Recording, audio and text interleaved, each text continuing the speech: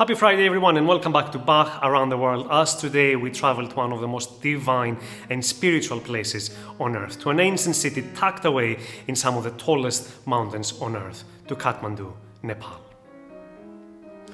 Nepal is a landlocked country located in the Himalayas between China and India. It is well known for the impressive mountain ranges and deep valleys that shape the landscape.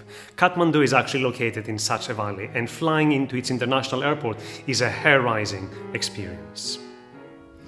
The Nepalis have a reputation for being dependable and resilient people who can withstand difficult conditions. Their tolerance has enabled many different faiths and ethnicities to coexist quite harmoniously. Much of Nepal's culture is deeply rooted in tradition and religion.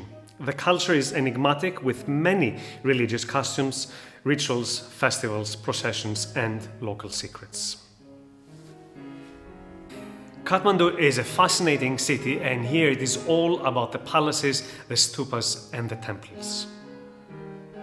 Start your tour from the top of the Swayambunat, an ancient temple that is often called the Monkey Temple, and admire the view of the Kathmandu Valley.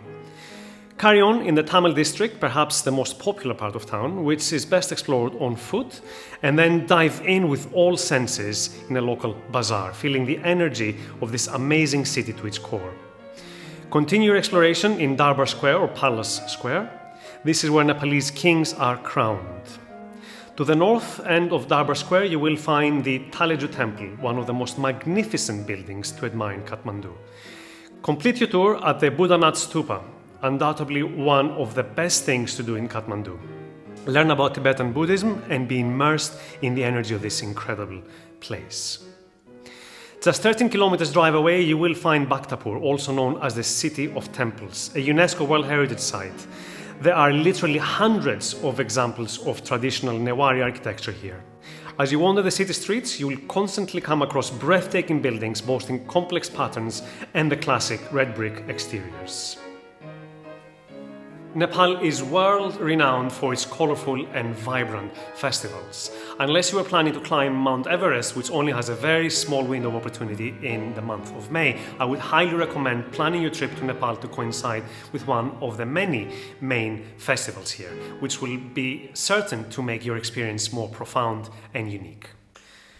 Dashain is a 15-day-long celebration which symbolizes the victory of good over evil, and it's an opportunity for connecting with the community returning home from all around the world, and it is the most anticipated festival for the Nepalese.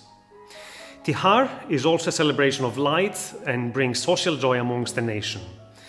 Buddha Jayanti marks the birthday of the Lord Buddha and is celebrated with a pilgrimage to Lumbini, Buddha's birthplace. Gai Jatra is one of the most popular festivals in Kathmandu Valley and has its roots in the belief that the god of death must also be feared and worshipped.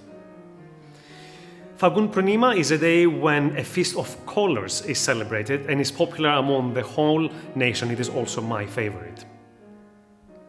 There's also Chat, with an important ritual of the holy dip in the river, the Gode Jatra, which includes horse parade, and the Biscuit Jatra, which is celebrated by many communities as New Year festival.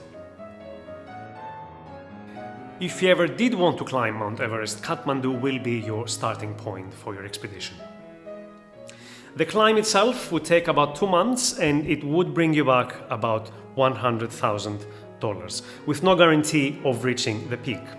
If you're like me, however, you can get very close to the peak by booking your seat on a scenic flight tour from Kathmandu airport.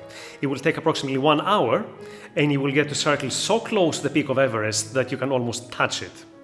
Breathtaking views are guaranteed, and this will probably be the best $100 you will ever spend in Nepal.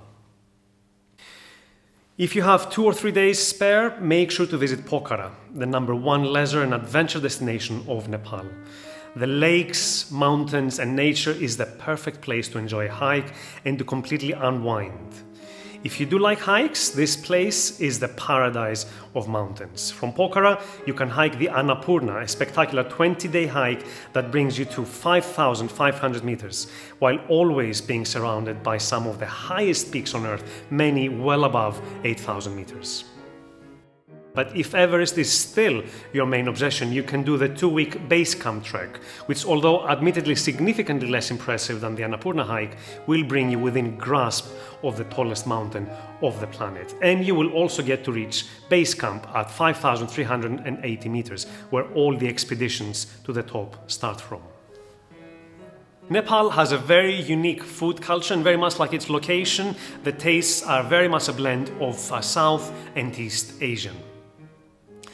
Taste the most basic food of Nepal, the dal bhat, a lentil soup with spicy vegetables, the sekua, which is a skewered lamb dish, the sekuti, a unique spice-flavored meat dish, the kwati, a traditional Nepalese bean stew, and my favorite of all, the momos, the Nepalese take on dumplings. Of course, an Everest beer is always the best accompaniment to your Nepalese meal. People here do share a sense of sadness regarding the widespread poverty that can be found in Nepal. Indeed, I can say from experience that Nepal might have some of the kindest people I have ever met in my life, but it also has one of the highest number of abandoned children. I was very emotional meeting some of them during my visit here, and I had the chance to play music for them in several children's homes. I was touched how interested they were in the musical activity and how intensely they listened to the music. That's all from me today, a bit of a longer episode, but can't be helped when you're talking about such an amazing place like Nepal. Thank you for watching, and don't forget to tune in next week as we travel to an exotic place to drink mojitos and sway to the rhythms of salsa at the capital of Cuba, Havana. See you then.